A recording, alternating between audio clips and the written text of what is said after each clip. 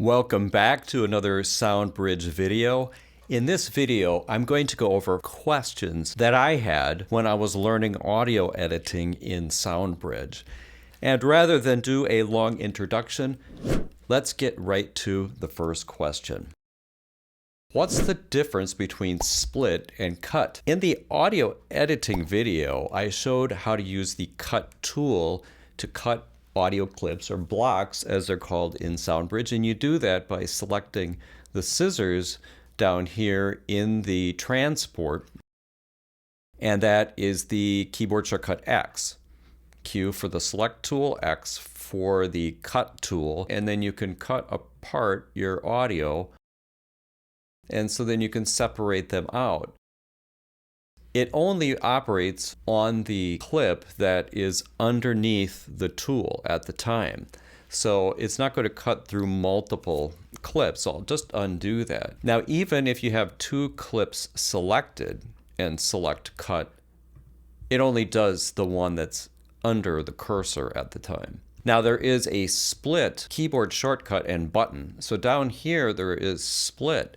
If you position the playhead anywhere and then hit split or its shortcut, then it will just cut right down through the whole project, through everything under the cursor.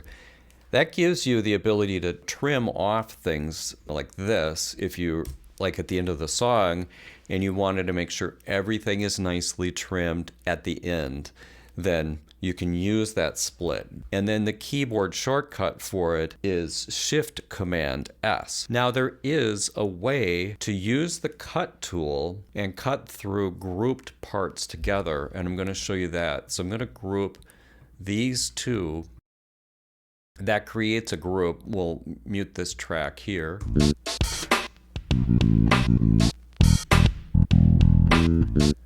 And then in the group, there is this right here. This indicates this is the link. So if I click that once, that will link basically all of the clips together for editing. So now if I choose the cut tool, you can see that it will cut through both of them together. Really works well if you have something like multi-track drums or multiple layers of a bass part, for example. You have them grouped and you want to make sure that any cuts you make are done on all of them together. That's how you do that. You link them. This links audio and MIDI blocks. If I click it the next time, that links only the audio. The next time, only the MIDI, and one more time to clear it. So if you're wondering how you can do that, that allows you to split within a group. You hit this button, choose your cut tool, and then you can cut like that.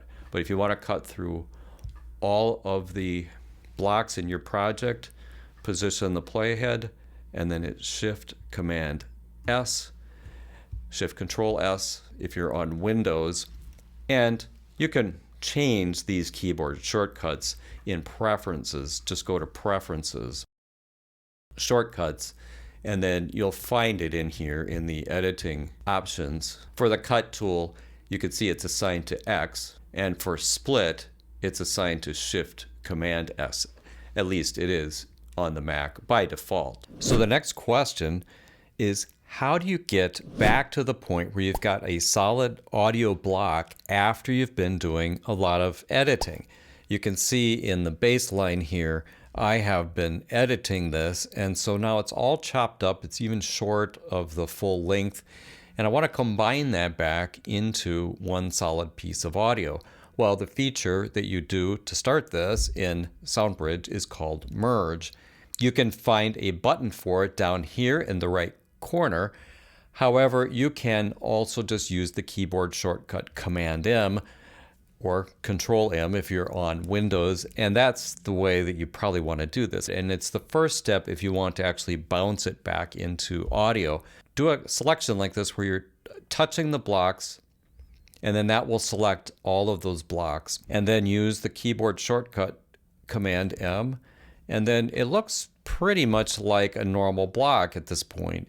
If I click away from it and back onto it, you'll see down in the editor, all of the individual pieces are still available. Now we can bounce it to a new audio clip or block, as it's called in SoundBridge, and that's done using this button right here that's in the editor. So if I click that bounce, you'll see now we've got one nice solid piece of audio.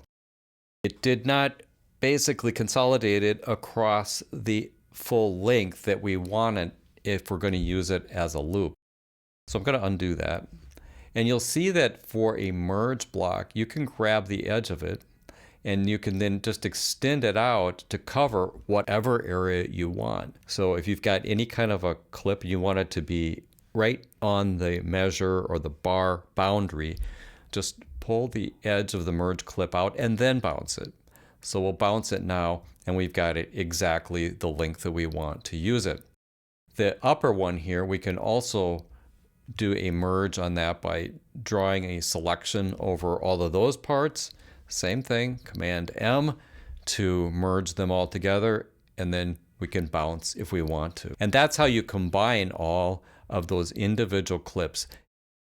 All right, and the last question is, why is it called Export Loop? If you click on File, and then you look at the options in here, you see one of them called Export Loop.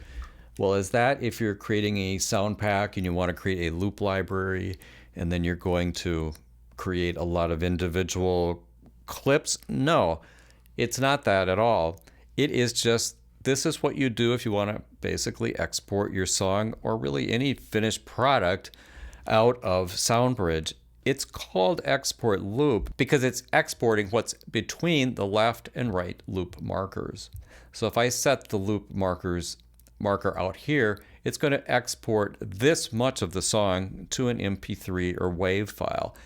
And so this is how you do the final export, is just to make sure that you've got the left loop marker at the beginning and you've got the right loop marker wherever you want, maybe a little bit past the section that you want to export. If I want to export it and actually use it as a loop, you want that right on. But say this was a song, then you would leave a little bit after it, then Export Loop, which is also Command E.